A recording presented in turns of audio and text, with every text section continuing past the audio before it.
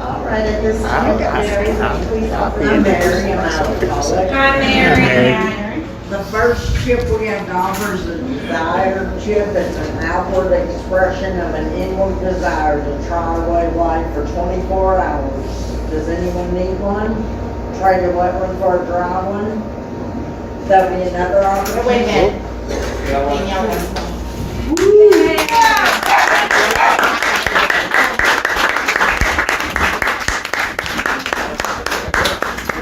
Hoorah! That's the best part of the meeting, right there.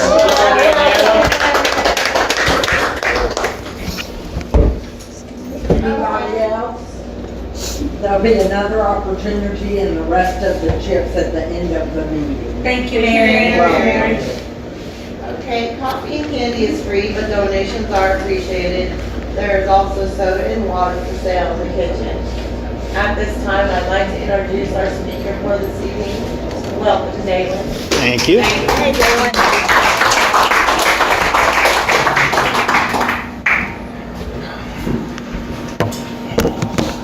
Make sure that's recording. Okay. Can everybody hear me okay? All right. Awesome. Thank you for having me tonight. Congratulations. That's the best moment ever. And someone more important than me in the room. I like that. That helps me stay in my place. My name is Dalyn. I am an alcoholic and an addict. Hi, Dalyn. My sobriety date is May 17th, 2010. And that means that I just barely have 14 years of continuous sobriety. I added it all up, count my toddler years, elementary school years, my first bout of sobriety, a couple of semi-long stretches while I was locked up, and I have about 27 years total sobriety out of 53 years. So I've spent about half of my life not doing it right. So I am very, very grateful to this program. Some of you may have been a little bit surprised when I introduced myself as an alcoholic and an addict, because while this is my home group, back in 2019, life got in the way. I quit being able to make meetings locally, and I got away from the group a little bit and have just recently come back. So some of you I am getting to know, and you haven't heard my story, which is about the only reason why I agreed to do my story at my home group. And some of you I haven't even met yet. There are a few faces that I recognize from when I first walked in the rooms, but I make it a personal habit. While I am very, very grateful that this group has been, from 2008 when I walked in the rooms, very open to people who identify as an addict and people who identify as both alcoholic and addict, and welcoming, and closed meetings don't mean anything when it comes to that, and all of that welcomeness, I love it and I appreciate it.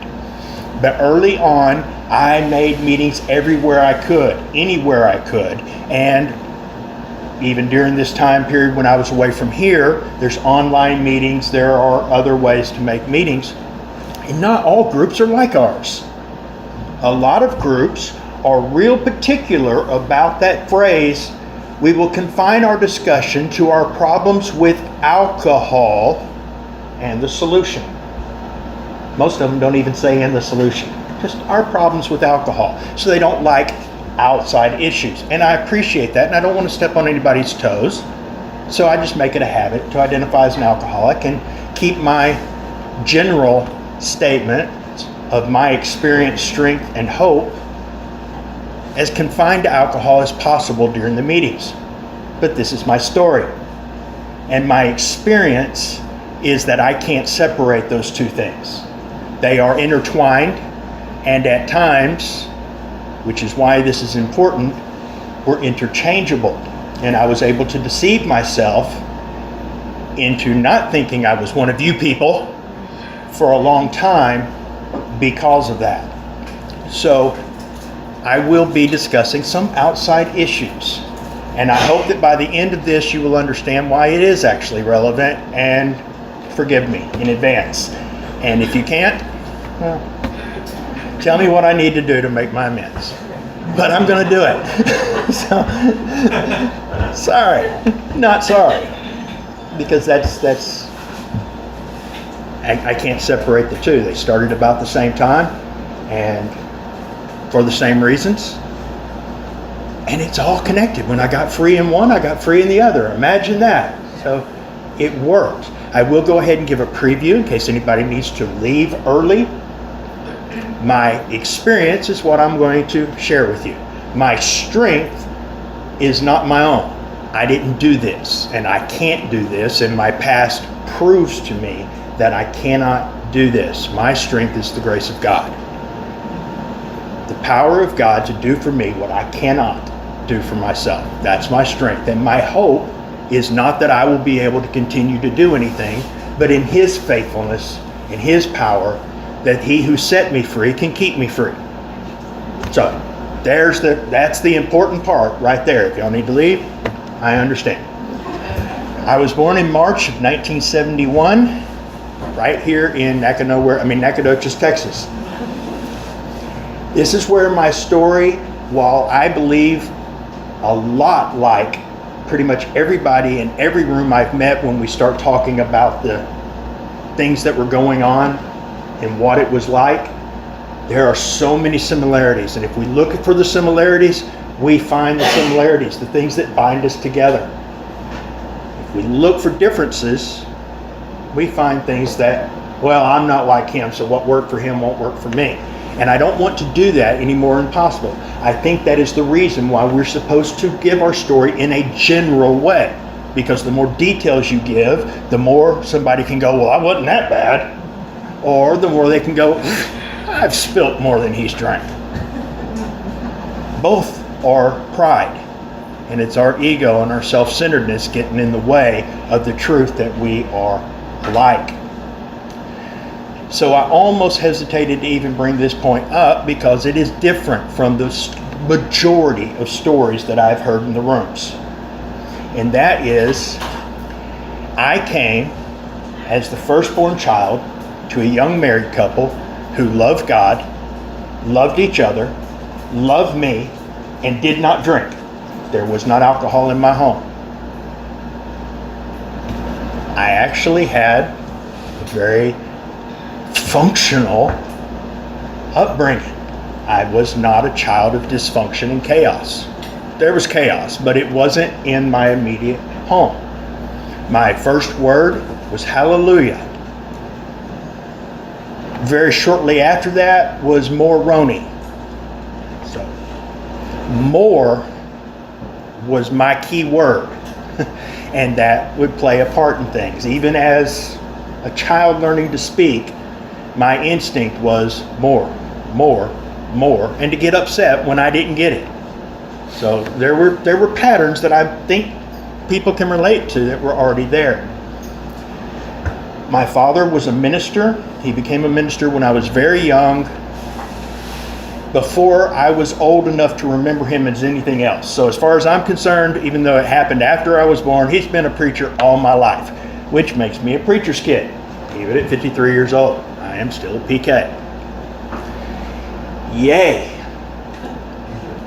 Now, as some of you may be aware, especially in a small town, in a relatively small church, small churches tend to be small communities. They feel a lot like family, which is very good for the people that are involved, and they want to feel like they belong somewhere. So their pastor is their pastor, and they have a little bit of a sense of, he's ours. He's at our beck and call. He's there to help us. And there's some truth in that. There's also a bit of a tendency to claim the children as well. Well, they don't do it verbally, but there's this understanding that you are being raised by a village. It is very much a we need to make sure he behaves right, because I was a reflection on the pastor, even at 4, 5 years old, which is a lot of pressure to put on a kid. either be a little saint in training, where you're expected to be better than everybody else and have as good of a walk with God, whatever that meant to a 5-year-old, as this pastor. Or if you were as bad as the other kids, which meant a normal kid. Well, obviously, since your father is the leader of the church, you're the leader of all these kids. You're the ringleader, you're the instigator, you're the influence. Never mind the fact that by the time I was 5, 6 years old, I had definitely gotten it really clearly that my best bet at survival was to adapt to whatever situation I was in, to remain as invisible as possible in certain circumstances so that I didn't instigate anything. Now, I didn't turn down a dare that any of these fools offered me, but I didn't instigate things, because as long as they got to pick what to do, they never got upset with me about what we were doing. I got accepted. I could fit in by not trying to take control, by blending in. Because while I was not broken in the home, I did get broken. Because a lot of the people around the immediate family were not healthy, good people. And I'm not going to go into the details about how I was broken. That's not important, because none of us made it into these rooms by not getting broken. Some of us, it happened early on. Some of us, it happened later. Some of us had zero fault. Some of us had partial fault. Some of us, and there were things that happened later that I broke and broke me, were entirely my doing. But we all have things that break us. And it doesn't do us any good to compare, well, mine's worse than yours, or yours is worse than mine. My worst pain is the worst thing that ever happened to me. There's nothing I can measure that against except for pain that wasn't quite as bad. And that's true of everyone here. We all have something or a few things that add up to the worst things that ever happened to us. And I was broken fairly early. I began to, as I said, learn to adapt, and I could fit in. Oh, I was good at it. I was an expert chameleon. I could blend in with my surroundings. I could wear a mask, because by the time I was 5 years old, I knew I could not measure up. I was not really the good boy that some of these people thought I was. And if they spent any time around me, they would know. And I knew that, so I tried to limit how much time I was around certain people. I could not live up to the expectation. But I didn't want the rejection. I didn't want the conflict. I didn't want the hassle. So rather than trying to conform all the time, I began living a double life. Before I was in school, I had separate groups of friends. I had neighborhood friends that my mother didn't have a clue just how messed up some of these kids were. It was the 70s. I am a Gen Xer. So there was plenty of go outside, come back when the streetlights come on. That's not a joke. That's really how we lived. So we were off doing all kinds of things my mother would not have been approving of while I was in elementary school. BB gun wars and all kinds of fun stuff like that, which I did not instigate much. Hey, after you already brought it up once, it's on you. But I could wear a mask for a little bit of time. I could, most of the time, behave at church enough that people thought I was a good kid. I could behave at school most of the time. I could get away with it and hide just how non-compliant I really was. And I got better at it as the time got on, which sounds good. I thought it was great. Until looking back on it retroactively, it did a lot of damage to myself, because I managed to mask and hide how much I was hurting, how alone I felt surrounded by people, because even though they seemed to like me, I knew they didn't like me because they didn't know me, because who they thought they were liking was somebody I was pretending to be. And I just knew that if they ever figured out who I really was and what I was really like and what I really thought, there would come the rejection, the discarding, the judgment, the criticism. They were real quick to snitch to my parents, because they felt it was their obligation to keep an eye on me. I remember one time riding my bicycle from my house to a liquor store when I was 7 or 8, and walking in and buying a candy bar and a Coke, because there was a little liquor store right behind our house, basically, that would let us come in and buy candy and Cokes and walk back out. There was no under 21 not admitted thing. You just couldn't buy the beer, and I didn't try. I didn't want to. Somebody saw me go in and felt obligated to call my mom. Were you at the liquor store? Yeah. Why? Bought us candy bar and a Coke?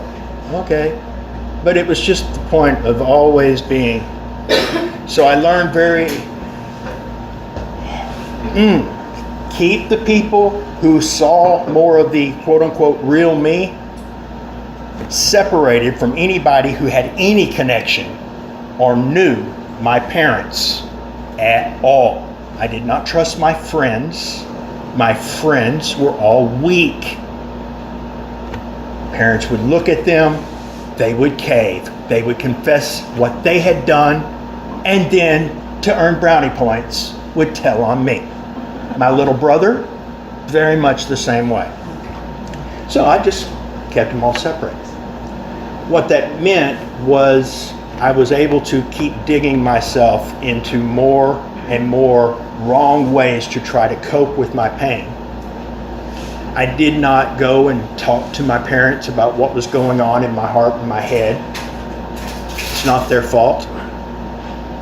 I just didn't want them to be disappointed that I didn't have it all together. How messed up is that a little kid feels that way? But I just didn't want them to know. So I hid and I put on the mask. And then I got angry and hurt that nobody saw through the mask. Do you catch the insanity of that? You can't see me. How dare you not see me? I don't need any help because I'm fine. How dare you not try to help me? So even though my core family life wasn't so bad, I've seen a few nods. Maybe some of you can relate to some of that.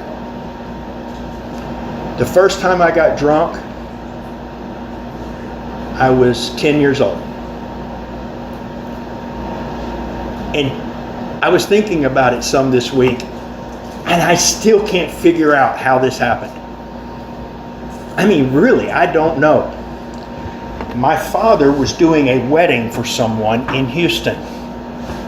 I was going to be in the wedding with my best friend, another PK, who was a year younger than me, and we were supposed to light this candelabra.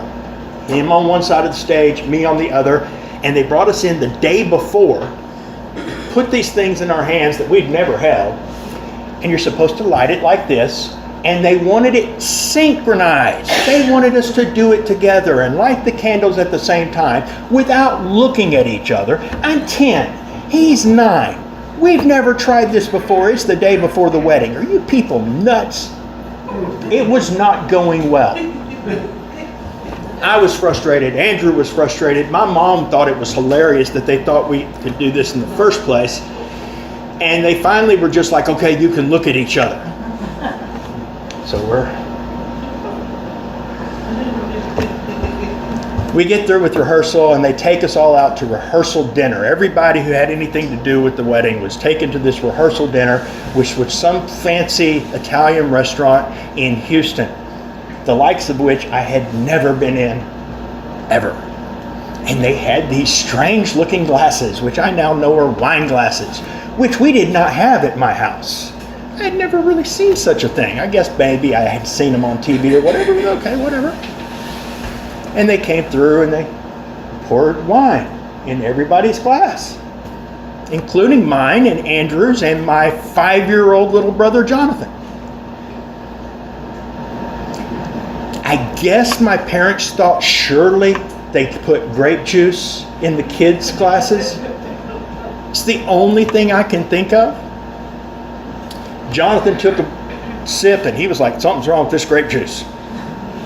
Andrew took a sip and he decided he didn't care for it either. I took a sip and went, hey, this is way better than grape juice. This has a kick. This tingles a little bit in my mouth and in my throat, and I can feel it a little bit in my stomach. I kind of like that. And I took a couple more drinks, which were the kind of drinks that a 10-year-old boy who thinks he's drinking grape juice drinks. It wasn't a sip, it was...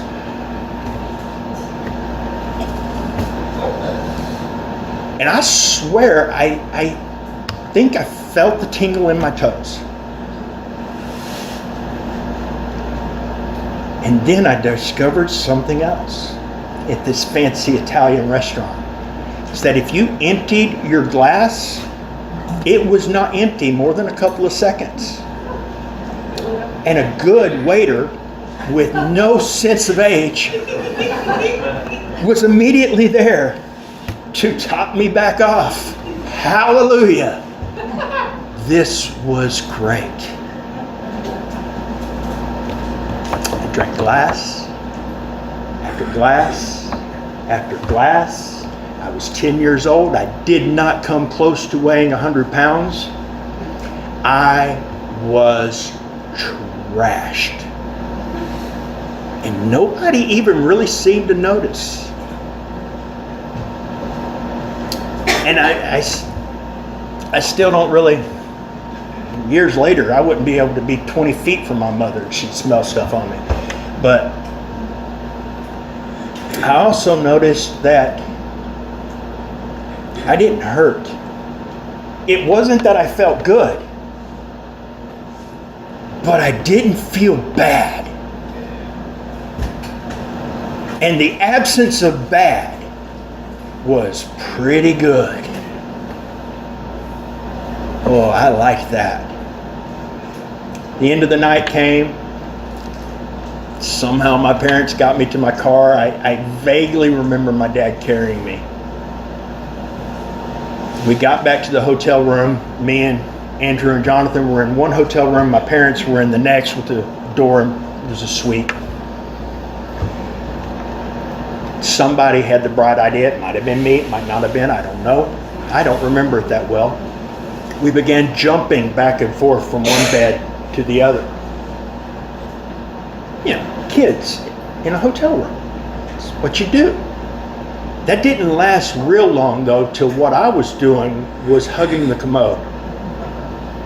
Oh, I was so sick. I threw up, and then I threw up, and then I threw up some more, and then I stopped throwing up because I didn't have anything to throw up, and I laid there and dry heaved for the majority of the rest of the night from what I am certain was a mild case of alcohol poisoning the first time I drank. At some point, my mother gave me Pepto-Bismol. I remember, because I remember thinking, as bad as that stuff was going down, it's worse coming back up. The next morning came, and I was left in the hotel room to sleep it off while my parents went to the wedding. Andrew was thrilled because he didn't have to match my speed. He got to light all the candles. Then they came back to the hotel room, time to check out, come back to Nacogdoches. Everybody changed clothes out of their wedding clothes, and I changed clothes out of whatever it was I was sleeping in. I had stopped throwing up, I'd stopped dry heaving, but I felt like roadkill. I really thought that night that I might die. I had never been that sick in my 10 years of existence that I knew of, and I thought I might die. Oh, I felt bad. But I got dressed in my baseball uniform, We drove back from Houston straight to the baseball park where I played catcher in the summer in all that gear and that heavy, hot helmet and face gear. And that was how I sweated out my first hangover, playing catcher, because I wasn't still throwing up and I had a responsibility. I had made a commitment to play, so I was going to play. I think at that point that might have been Dad trying to drive something home to me. I don't think he intended to let me get drunk to teach me anything, but I think once it happened, he was not trying to negate the damage and the problems of being hungover in any way. There was no being quiet. The closest thing to that was letting me sleep late. But if they were trying to dissuade me, it worked. And I did not get drunk again for about a year. And it was a good 3 or 4 years before I got drunk off of wine again, because I had learned my lesson. Wine was bad. Beer, on the other hand, beer was good. I lived near an alcoholic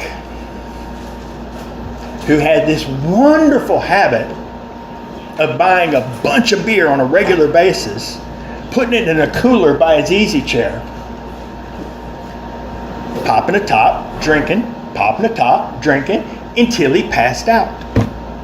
And I would visit him, and it didn't take me long to realize that this man had no clue how much he had drank, how much he had left, which meant once he passed out, that cooler was fair game.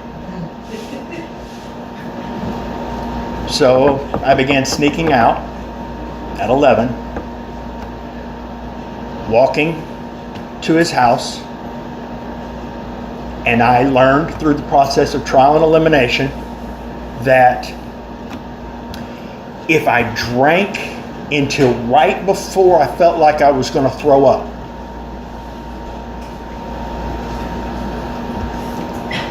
and then started walking back to the house, chances were good somewhere along the way I would puke, at which point I would feel better and I could finish whatever beer it was that I had started before that moment, dispose of the can on the side of the road, and still be functional enough to crawl back in my window without waking my parents up. Didn't keep me from getting hangovers. I didn't learn the cure for hangovers until later. Oh, that was not good. All right, I'm not going to give a whole lot more detail on that, except for to say that I had a friend, as this progressed, was in 7th grade track, and we had first period was track.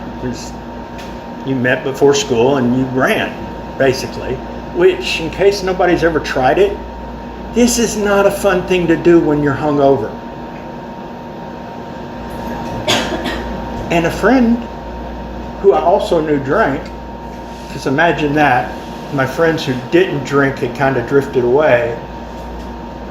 By junior high, I'm with a particular segment more often than not. And there were already beginning to be cracks in the facade that I had put forth so that all these people would think I was a good kid. I wasn't interested in partying. I was interested in getting something that I could take somewhere by myself and just not hurt for a while and be able to sleep, preferably without nightmares. He suggested that I try speed. I was like, no, drugs are bad. Drugs are bad. You know, I've heard. No, man, they don't know what they're talking about. All those people telling us drugs are bad were doing all the drugs in the 60s, man. Valid. Okay. So all speed will do is enable you to drink more and not feel hungover. Well, hallelujah. Sign me up.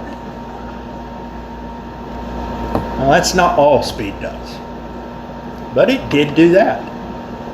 And there my addiction and alcoholism became intertwined. I would take uppers so that I could drink longer, so that I could continue, and I would take them in the mornings to recuperate from what I had done the night before.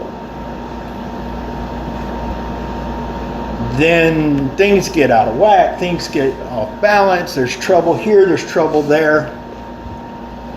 Different drugs get introduced, more drugs get introduced, and by the time I was 17, I had been in trouble multiple times. I do remember my father sitting me down at 16,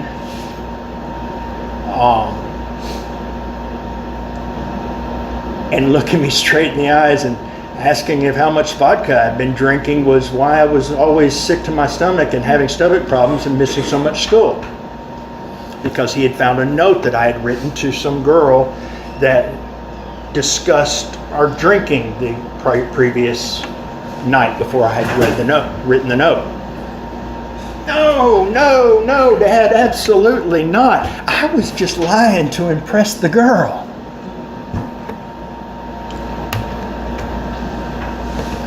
Well, he knew I was lying about something.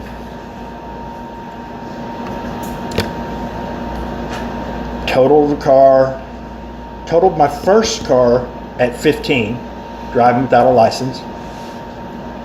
Managed to convince the cop and everybody else that I had stayed home from school because I was sick. Decided I wanted to do some Bible study. Had left my Bible at the church and was driving the mile down to the church to get my Bible. Now, it was partially true. I was driving to the church. That's where I was going. I had a stash there and I had run out at the house. Some guy in a 1970 limited edition Trans Am slammed into me from behind. Totally not my fault, but I'm the one who's busted. So there were beginning to be cracks, but nobody at that point could really see just how messed up I was. Even though there had been at least one overdose already. By the time I was 17, even my friends were like, dude, do you mind just waiting until after we get done with whatever we're doing Friday or Saturday night and then go drink? Will you drink later? We know you like to drink alone, so will you just wait till you're alone? Because we're really kind of sick of you drunk.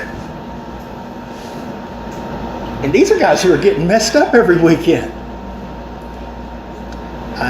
Don't want to get completely out of high school without fulfilling Gene's request for my freshman year story. Me and a friend named Jay got messed up before class very early in my freshman year. We walked to Spanish class. We were in Spanish class together. It's first period. And a few minutes into class, one of us said something that the other one thought was funny. And somebody started to laugh. And then the other of us started to laugh. And I describe it that way because I don't remember the sequence. I just remember that at some point we were both laughing at each other and it was escalating and we couldn't stop. We were having a giggle fit. I wound up falling out of the chair because I was laughing so hard. I'm laying in the aisle between the desk laughing. And Miss Wells comes walking up. And I found out later this was her first year of teaching, so she didn't know how to handle the situation. So I got away with something that probably wouldn't have happened the next year. I guess I taught her something. But she walks up, stopped a little bit before my feet, and she looks down at me. And with this tone of complete and utter disappointment, said, "Oh, we're high today." So that's our problem. Turned around and walked back to the front of the class like nothing happened. I quit laughing because it wasn't funny anymore. And I crawled back in my chair and I didn't disturb class anymore that day. This was back when if you knew you could figure out a few things and there were white pages and all this stuff, a lot of teachers, especially first year teachers, didn't have unlisted numbers yet.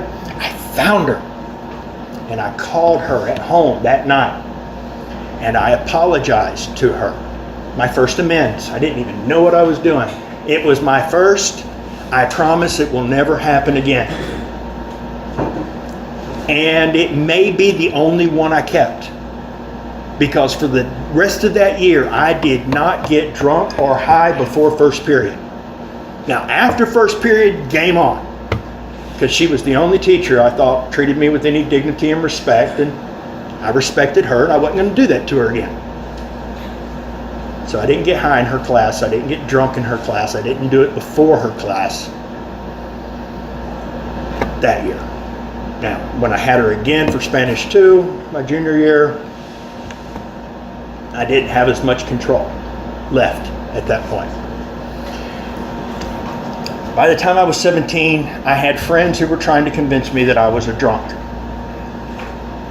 that I needed to at least cut back, dude.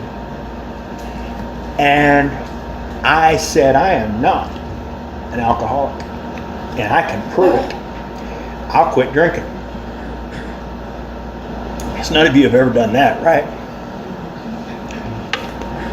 I will not have another drink until I know that I can drink and only have one or two and not keep going and not get drunk. And I did it. And I did it for quite a while. See? Not an alcoholic. Now, never mind that everything else that I was doing, that intake increased dramatically because I completely substituted. I discovered downers and muscle relaxers and things that would approximate feeling drunk. And then, of course, I was on the cycle of uppers and downers and uppers and downers and getting yourself, all this kind of stuff. But I wasn't drinking, so see, I wasn't an alcoholic. And anytime somebody would point out a drug and say, you're out of control here, I would say, oh, I'm not. Take it. I quit. I had other drugs. See, I could play the roulette wheel. I could bounce around. And that's why I say they're intertwined and interchangeable, because my drug of choice was what I could get and get away with, primarily. But I always came back to alcohol. Sooner or later, I always said, well, maybe now I can drink. And so sooner or later, I did that. And for quite some time, I drank without getting drunk, just to prove it to everybody that I could. I drank beer only. I didn't drink liquor. You know, all those things we try. Until one night in late 1998, I was at a friend's house. At that time, they weren't a friend. It was someone I had just met. My knee popped out of socket from the damage that was done to it during one of my wrecks when I was a teenager. I got it popped back into socket, and I thought, hey, this might be good to score some, hey, got any pain pills? This really hurts. No, but I got a bottle of Goldschlager, which had never been opened. So she hands me this fifth and goes, oh, I've got to go pick up my kid. I'll be back in a few hours. Thanks for the gift. And I drank the bottle. And from that point until November of 99, it was just at almost exactly 11 months, I did not have a 12-hour period of continuous not putting anything in my system. I discovered that if you go to bed or pass out drunk and start drinking as soon as you wake up, you never get hungover. That if you will take your first couple of drinks with orange juice, you will feel better.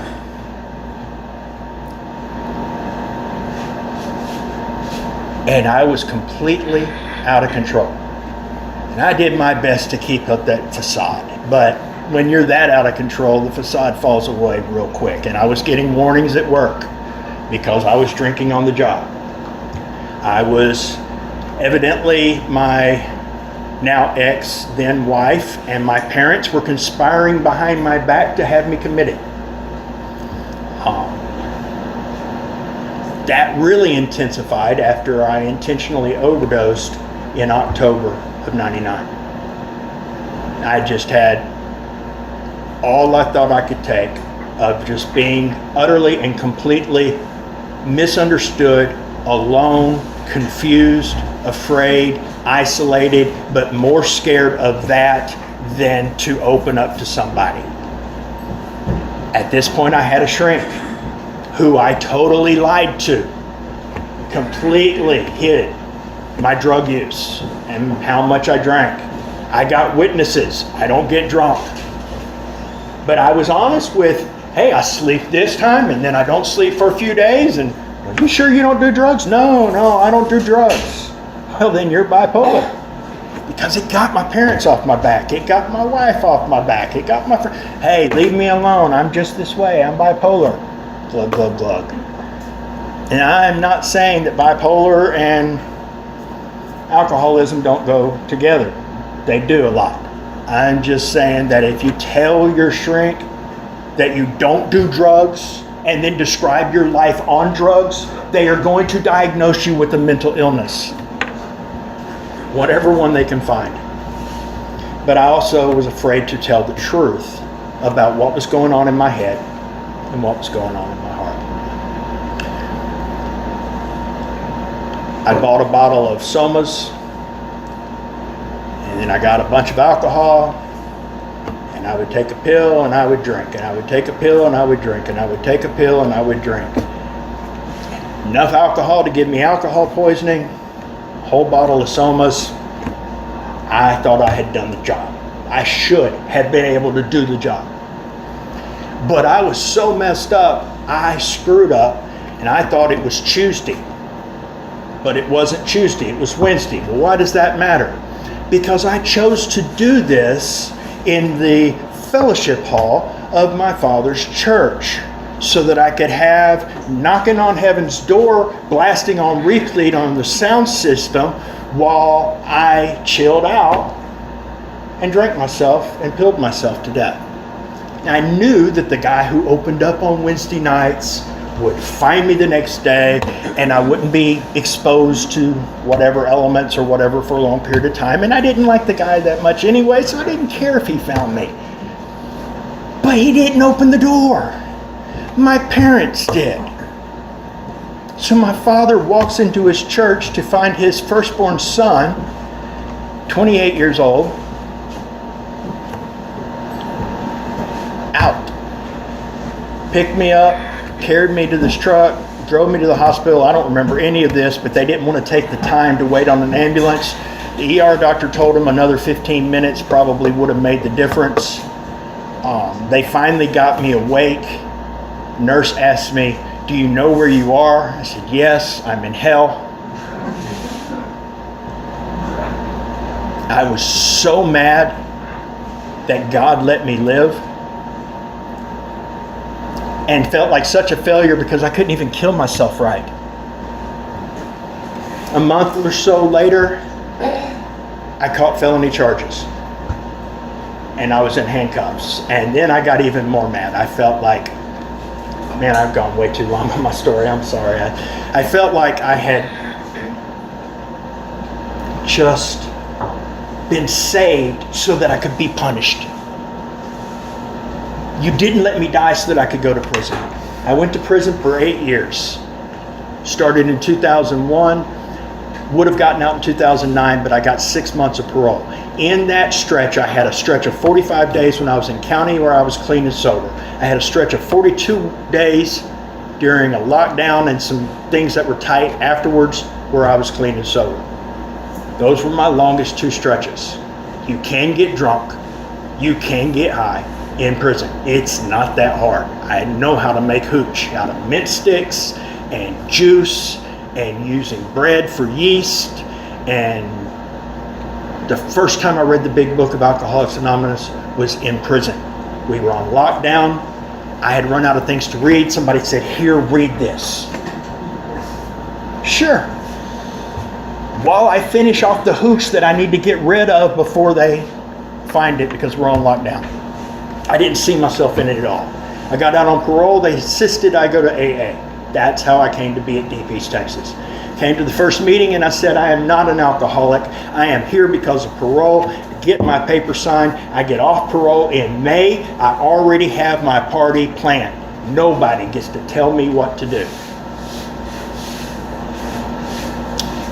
8 days later, I found a bottle unpacking some stuff from before prison. Guess what? Rum does not expire. And I found myself drinking it out of the bottle on the front porch. Less than 2 weeks out of prison, my parole officer just drives by and looks down the driveway. I'm going back. That night I went back and I picked up my first check. And I guess I'm an alcoholic. Because that was the stupidest thing. I did 2 weeks relapse, 2 weeks relapse. Did that over and over again. I finally got 30 days with my new sobriety date of Christmas Day. It was the coolest sobriety date ever. I should have kept it. And I promptly celebrated by getting messed up. I had made 30 days. I came in, talked about that in the meeting.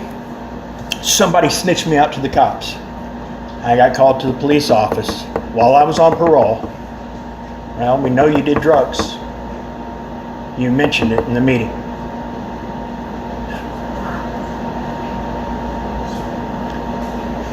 And I got so angry and so scared that I threw myself into the work. And I worked these steps in order and I got set free. That's what happened. By working these, I had that spiritual awakening, and it lasted for about a year. Then a friend of mine went back out. One time, one shot, and he died. He had 3 years clean, and one slip, he died. And I got so mad at God. So angry that he would let one mistake ruin everything, that I quit trying to seek through prayer and meditation anything, and the anger kept me from trying to practice these principles. And so I stopped taking personal inventory because I didn't want to look at my anger or deal with anything. I stopped worrying about my stupid amends because those people deserved whatever they got anyway, because I was mad. Humbly asked him to remove my shortcomings. Man, just leave me alone already. I'm not looking at myself at all anymore. I'm not talking to anybody else. I have very little of my will turned over to anybody, much less God. And my insanity returned. It's the steps in reverse. And it took about 3 months before, I'm not powerless. I've been clean for a year. I've been clean for 15 months. I bet I can drink in moderation without having to supplement with the drugs. And so I bought a 6-pack and I made it last a week. And then I bought another 6-pack and it almost lasted the day. And then I bought a bottle. And then I called up an old friend I hadn't seen since before prison. And I got alcohol poisoning and I lost 40 pounds in a month. And I was heading back to prison or dead very, very quickly. And a sponsee drug my butt back into the rooms. And I started working them again. And it worked again. Because it works if you work it. What it's like now, 14 years later, after that stupid relapse, today I don't obsess about it. Today I don't have to wear a mask. If you don't like me, whatever. Today I don't have to worry about what it's going to feel like when I wake up in the morning, other than the fact that I did a lot of damage to my body and I hurt when I wake up. I hurt when I lay down. I hurt more times than I don't. But the emotional hurt, that mental hurt, oh, so much of that has been healed. Now, I still have PTSD. I still have some things I deal with. I still have things that flip me off. Flip that switch and make me go crazy, but they don't make me go drink and they don't make me go drug. And I've been set free from the obsession. And I have recovered from a truly hopeless state of mind and body. But that relapse was good for me, because I know that I didn't do it and I can't do it and I can't maintain it. People talk about maintain your sobriety. No, you can't maintain your sobriety. You can maintain your connection to the Spirit who's giving you your sobriety, but you cannot maintain your sobriety. But if I don't seek God and submit to His will, if I don't do step 3 and step 12, step 1 is no more a foregone conclusion today than it was before. I will go back out. But I don't have to worry about that, because I've actually found out that contrary to what I felt and what I thought, God doesn't hate me. And He's not out to get me. And I have a relationship and a connection with my Creator today. Started when I got broken enough to ask for help and admit with complete honesty, I cannot control. If I control my drinking and my drugging, I don't enjoy it. If I enjoy my drinking and drugging, they're not under control. And sooner or later, I will pick back up, unless I leave God in charge. And then I don't ever have to worry about picking up again, and neither do any of you. Thank you.